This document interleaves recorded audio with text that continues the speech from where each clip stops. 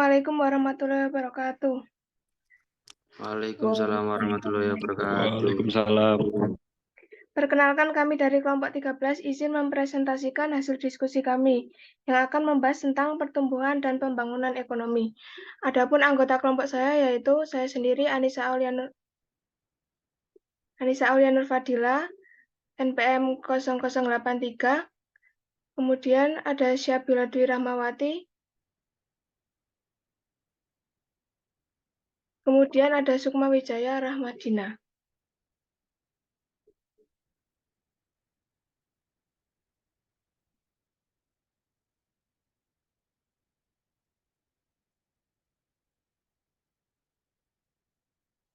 Yang pertama yaitu beberapa konsep mengenai pertumbuhan ekonomi. Pertumbuhan ekonomi yaitu perkembangan fisikal, produksi barang dan jasa yang berlaku di suatu negara seperti pertambahan dan jumlah produksi barang industri. Pertumbuhan ekonomi menerangkan atau mengukur presentasi dari perkembangan suatu ekonomi. Oleh sebab itu, untuk memberikan suatu gambaran kasar mengenai pertumbuhan ekonomi suatu negara, ukuran yang selalu digunakan adalah tingkat pertumbuhan pendapatan nasional real. Yang kedua, pembangunan ekonomi. Pembangunan ekonomi atau economic development adalah pertumbuhan ekonomi yang diikuti oleh perubahan dalam struktur dan corak kegiatan ekonomi. Dengan perkataan lain, dalam mengartikan istilah pembangunan ekonomi, ahli ekonomi bukan saja tertarik kepada masalah perkembangan pendapatan nasional real, tetapi juga kepada modernisasi kegiatan ekonomi. Yang ketiga yaitu pendapatan per kapita sebagai pengukur kemakmuran.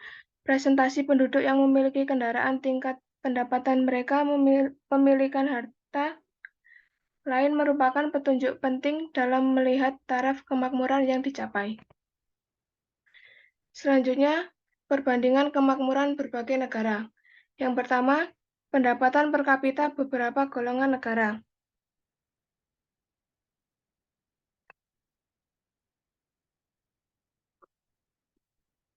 Presentasi penduduk dalam menunjukkan dan membandingkan tingkat kemakmuran sesuatu masyarakat digunakan data pendapatan per kapita dalam mata uang sendiri maupun dalam dolar Amerika Serikat. Yang kedua, pendapatan per kapita berbagai negara.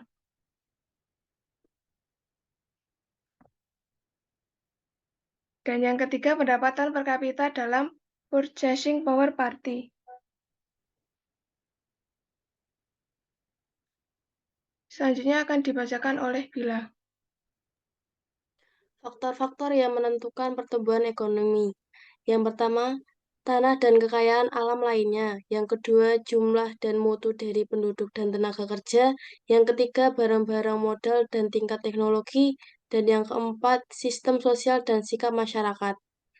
Tanah dan kekayaan alam lainnya akan dapat mempermudah usaha untuk mengembangkan perekonomian sesuatu negara, terutama pada masa-masa permulaan dari proses pertumbuhan ekonomi. Yang kedua, jumlah dan mutu dari penduduk dan tenaga kerja. Penduduk yang bertambah dari waktu ke waktu dapat menjadi pendorong maupun penghambat kepada perkembangan ekonomi. Penduduk yang bertambah akan memperbesar jumlah tenaga kerja dan penambahan tersebut memungkinkan negara itu menambah produksi. Yang ketiga, barang-barang modal dan tingkat teknologi. Di dalam masyarakat yang sangat kurang maju, sekalipun barang-barang modal sangat besar perannya dalam kegiatan ekonomi, dan tanpa adanya perkembangan teknologi, produktivitas barang-barang modal tidak akan mengalami perubahan dan tetap berada pada tingkat yang sangat rendah. Yang keempat, sistem sosial dan sikap masyarakat. Di dalam sistem sosial di mana sebagian besar tanah dimiliki oleh tuan-tuan tanah atau di mana luas tanah yang dimiliki adalah sangat kecil dan tidak ekonomis. Pembangunan ekonomi tidak akan mencapai tingkat yang diharapkan. Dan sikap masyarakat juga dapat sampai di mana pertumbuhan ekonomi tidak akan mencapai tingkat yang diharapkan. Next.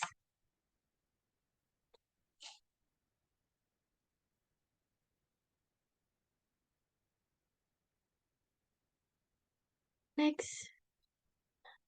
Teori-teori pertumbuhan ekonomi. Yang pertama, teori pertumbuhan klasik. Berdasarkan kepada teori pertumbuhan klasik, dikemukakan suatu teori yang menjelaskan perkaitan di antara pendapatan per kapita dan jumlah penduduk. Teori tersebut dinamakan teori penduduk optimum. Yang kedua, teori Schumpeter. Teori Schumpeter menekankan tentang pentingnya peranan pengusaha di dalam mewujudkan pertumbuhan ekonomi. Dalam teori itu ditunjukkan bahwa para pengusaha merupakan golongan yang akan terus-menerus membuat pembaharuan atau inovasi dalam kegiatan ekonomi. Yang ketiga, teori Harrod-Domar. Dalam menganalisis mengenai masalah pertumbuhan ekonomi, teori Harrod-Domar bertujuan untuk menerangkan syarat harus dipenuhi supaya suatu perekonomian dapat mencapai pertumbuhan yang teguh atau steady growth dalam jangka panjang. Yang keempat, teori pertumbuhan neoklasik. Teori pertumbuhan neoklasik melihat dari segi penawaran. Menurut teori ini, pertumbuhan ekonomi tergantung kepada perkembangan faktor-faktor produksi. Next. Masalah pembangunan di negara berkembang.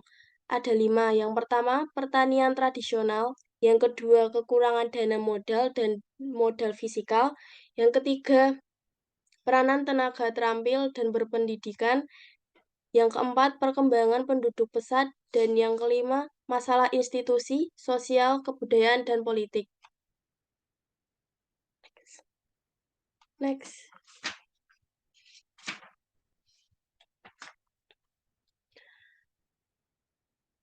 Kebijakan mempercepat pembangunan. Ada 6. Yang pertama, kebijakan diversifikasi kegiatan ekonomi. Yang kedua, mengembangkan infrastruktur. Yang ketiga, meningkatkan tabungan dan investasi. Yang keempat, meningkatkan taraf pendidikan masyarakat. Yang kelima, mengembangkan institusi yang mendorong pembangunan. Dan yang terakhir, merumuskan dan melaksanakan perencanaan ekonomi. Terima kasih. Apa ada yang ingin ditanyakan?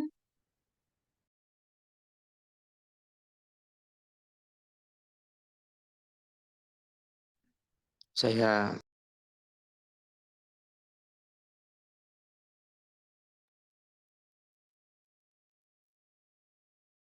Silahkan Mas Munir.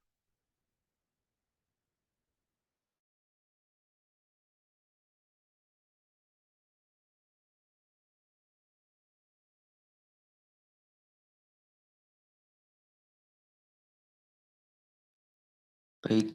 Perkenalkan nama saya Misbah Munir Septian, MPM 0093.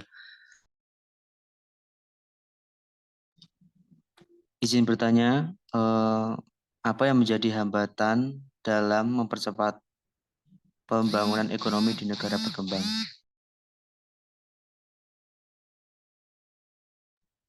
Terima kasih. Mungkin itu saja, Mbak. Baik, apa ada yang ingin tanya lagi? Perkenalkan saya Anissa Aulia, NPM 83. Apa hambatan-hambatan terpenting dalam mempercepat pembangunan ekonomi negara berkembang? Yaitu yang pertama, kegiatan sektor pertanian masih tetap tradisional dan produktivitasnya rendah. Yang kedua, kebanyakan negara menghadapi masalah kekurangan dana, modal, dan barang modal atau peralatan produksi yang modern. Dan yang ketiga, tenaga terampil, terdidik, dan keahlian keusahawan penawarannya masih jauh di bawah jumlah yang diperlukan. Yang keempat, perkembangan penduduk yang sangat pesat. Yang kelima, berbagai masalah institusi, sosial, kebudayaan, dan politik sering dihadapi. Apakah sudah cukup? Sudah cukup.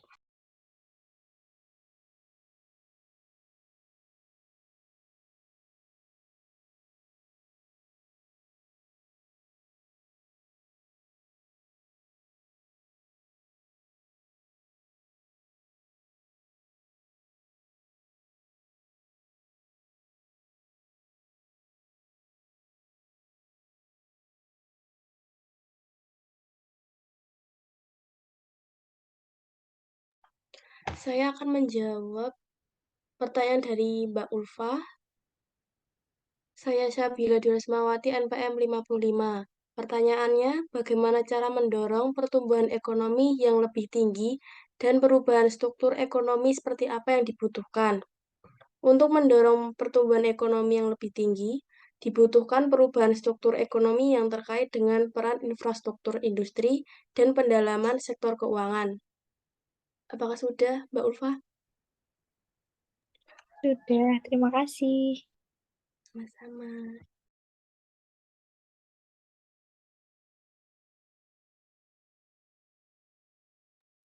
Apakah ada yang mau bertanya lagi?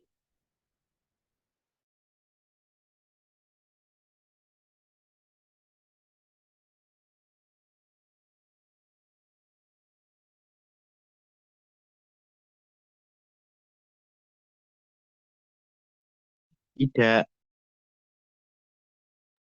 Baiklah, sekian presentasi dari kelompok 13. Apabila ada kesalahan kata, mohon dimaafkan. Wassalamualaikum warahmatullahi wabarakatuh. Waalaikumsalam warahmatullahi wabarakatuh. Warahmatullahi wabarakatuh.